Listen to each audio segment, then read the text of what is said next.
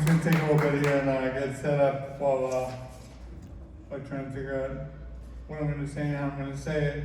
As I do that, I want to start out by thanking Bree Stornoff and Michelle Judd, co-founders of Never Stop, Never Quit with me.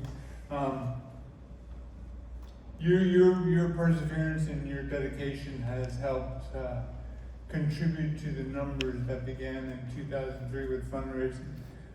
As of last year, I apologize, Emily. As of last year, our numbers that we have collectively raised through our organization, Never Stop, Never Quit, Team Amulet, individual donations, etc., has exceeded $902,000.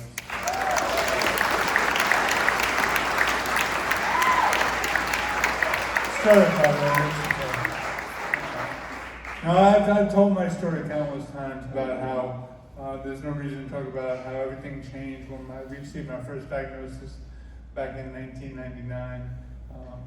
If you've been around me more than 10 seconds, or you've read one of my countless blogs or stories or whatever, you know the story. If you don't know the story and you want to hear it, just come up to me, because I like to talk. So I've got a timeline here, so I can't do that today. But let's talk about the second time everything changed.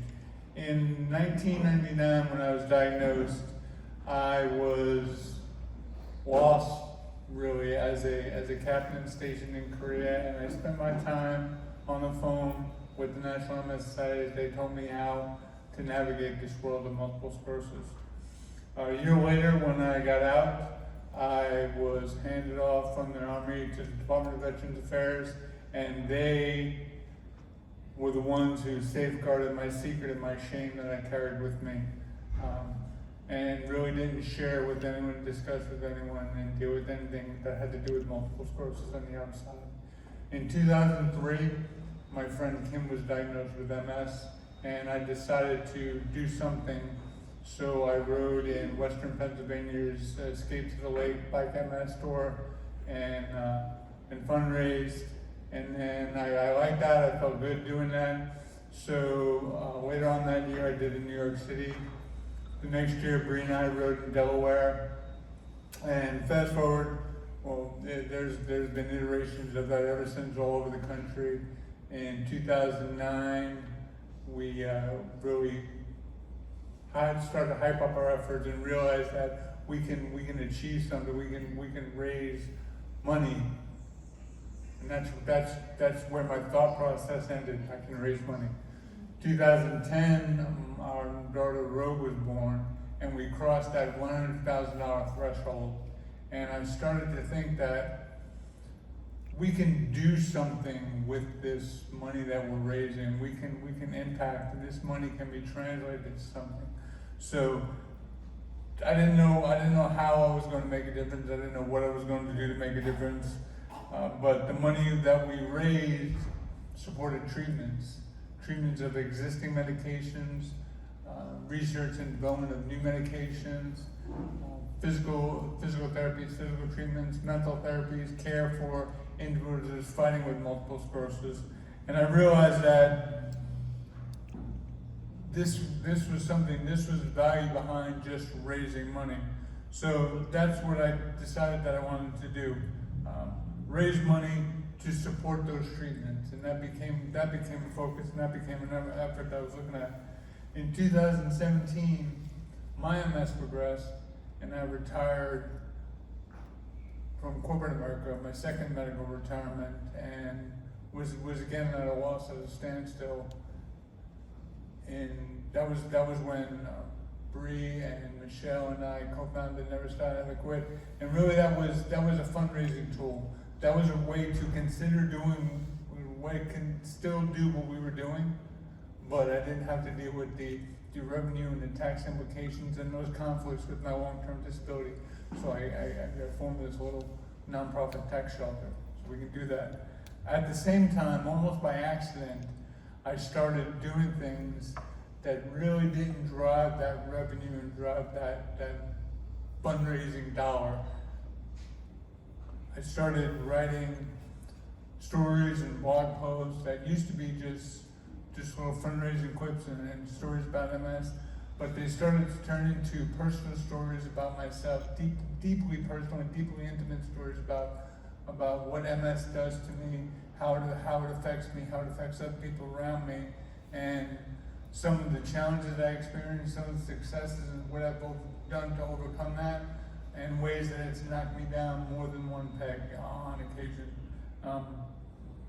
So my writing, it turned in from those random blogs into those stories, and then it also turned into what I called at the National MS Society's National Convention 2017, fantastic stories where I'm limited only by my imagination, not by the confines of this stupid disease. So I started doing all of these things. I started writing books, publishing books, and all the money that we raised, all the royalties and everything went back to Never Stop, Never Quit, which in turn went to the MS Society, and that was great and everything. But I started to share more about this disease, about my fight, the physical trauma, but more importantly, the mental and emotional toll it takes on me in every aspect of my life. I still fundraised, and when I did, donors and supporters came out in droves and supported us and everything. But then something happened again, and I started to get texts and emails. My cousin was just recently diagnosed with MS. I was diagnosed with MS last year. I read your blog about the pee bottle that you carry and how it helps you and everything. I tried that, it's such a game changer, thank you. I get other texts that I never knew that someone else understood. I thought I was the only one.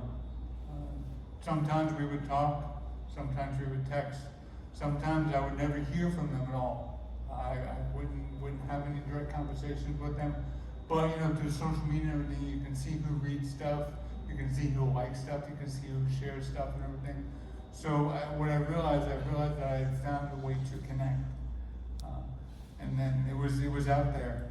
And suddenly I realized that for the third time in my life, everything changed.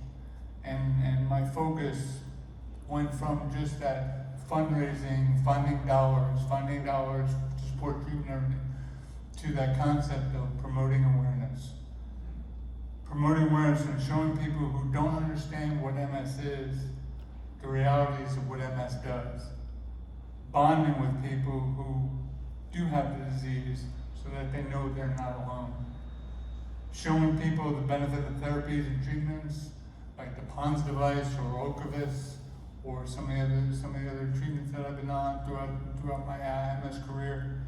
And showing them the lack of available treatments and what that does and the drawbacks that it has on my life. Showing people that if I can do it, so can they. Showing people that I can't do this without them, and they don't have to do it alone. Showing people that I will do whatever it takes to overcome those debilitating effects of multiple sclerosis. Showing people when I'm scared, when I'm angry, and optimistic about my future. So for the foreseeable future, I will continue to make a spectacle of myself, which I do on a daily basis.